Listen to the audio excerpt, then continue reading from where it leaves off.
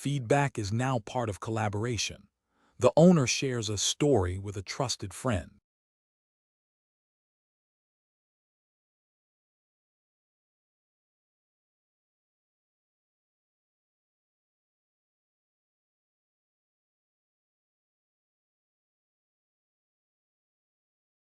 The reviewer sees the story beside the feedback panel. This comment is attached to the opening, so the owner receives useful context without changing the prose.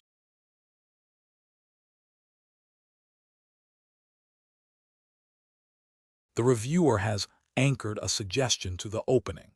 Submitting the review makes that feedback available to the owner without changing the story text.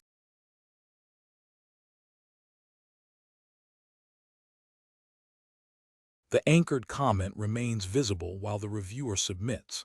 Advisory feedback does not change the story text, so the owner can read the context and decide what to act on.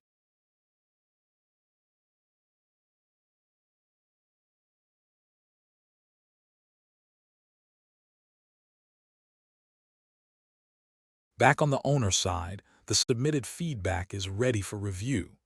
The owner can open the anchored comments, decide what to incorporate, or leave the story unchanged.